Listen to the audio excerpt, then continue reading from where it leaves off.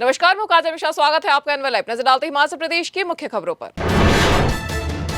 मैदानी राज्यों में गर्मी बढ़ती, सैलानियों ने हिमाचल का रुख करना कर दिया शुरू। भारी संख्या में प्रदेश के पर्यटन स्थलों पर पहुंच रहे हैं सैलानी। 15 अप्रैल से शुरू होने वाले समर टूरिस्ट सीजन से एक सप्ताह पहले ही पर्यटन स्थल सैलानियों से हो गए गुलजार।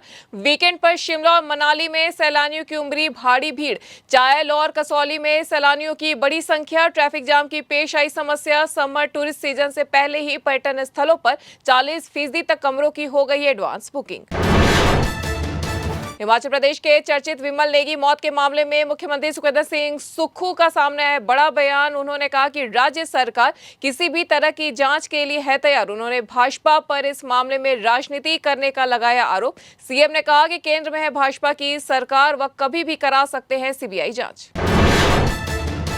नेता प्रतिपक्ष जयराम ठाकुर ने बसों के न्यूनतम किराए को दोगुना करने के सरकार के फैसले की निंदा करते हुए बताया है आम जन विरोधी कदम। उन्होंने कहा कि मध्य और गरीब परिवार की यात्रा का एकमात्र साधन इस सरकार और निजी क्षेत्र की है बसें। उनके न्यूनतम किराए में दोगुना की वृद्धि करने से हर परिवार पर हर महीने कम से कम 1000 रुपए से ज्यादा का आएगा बोझ। हिमाचल हाईकोर्ट ने अनुबंधन सेवाकाल का लाभ न देने पर हिमाचल प्रदेश विश्वविद्यालय के खिलाफ सख्ती दिखाते हुए कहा कि अगर कोर्ट के आदेश की गई अवहेलना तो कुर्क कर दी जाएगी संपत्ति। अदालत ने 1 हफ्ते के भीतर आदेशों की अनुपालना के दिए आदेश। आदेशों की अनुपालना न करने पर कोर्ट ने अगली सुनवाई में दोषी अधिकारियों को मौजूद रहने के भी दिए आदेश।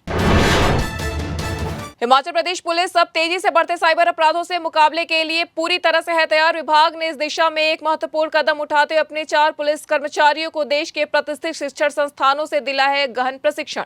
इनमें 2 महिला पुलिसकर्मी भी हैं शामिल, जिनमें से मनु बनकर उभरी हैं प्रदेश की पहली आधिकारिक साइबर कमांडो। मनु के साथ ही मधु शर्मा, आकाश ठाकुर और राम शर्मा ने भी साइबर अपराधों से निपटने का प्राप्त किया 6 महीने का विशेष प्रशिक्षण। हिमाचल प्रदेश दृष्टि बाधित संघ के सदस्यों ने सोमवार को राज्य सचिवालय के बाहर किया प्रदर्शन। इस दौरान दृष्टि बाधित छोटा शिमला पुलिस थाने के सामने बैठ गए सड़क पर और किया चक्का जाम। करीब 3 घंटे तक बीच सड़क पर बैठे रहे दृष्टि बाधित। इससे यातायात हो गया ठप। लोगों को भारी परेशानियों का करना पड़ा सामना। बीते लंबे समय से बैकलॉग की भर्तियों की मांग कर रहा है दृष्टि बाधित संघ। हिमाचल में इस साल स्वास्थ्य सेवाओं में नजर आएगा बड़ा बदलाव। सुपर स्पेशलिटी अस्पताल चामियाना और टांडा मेडिकल कॉलेज में शुरू होगी रोबोटिक सर्जरी। वही आईजीएमसी में जून महीने में पेट स्कैन सुविधा होगी उपलब्ध। कैंसर पीड़ित मरीजों को बाहर जाने की नहीं पड़ेगी जरूरत।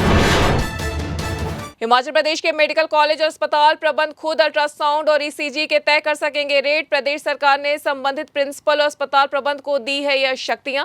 शुल्क तय करने के लिए स्वास्थ्य विभाग को भी लेना होगा विश्वास में। मेडिकल कॉलेज और अस्पतालों के खर्च निकालने के लिए की गई है यह व्यवस्था।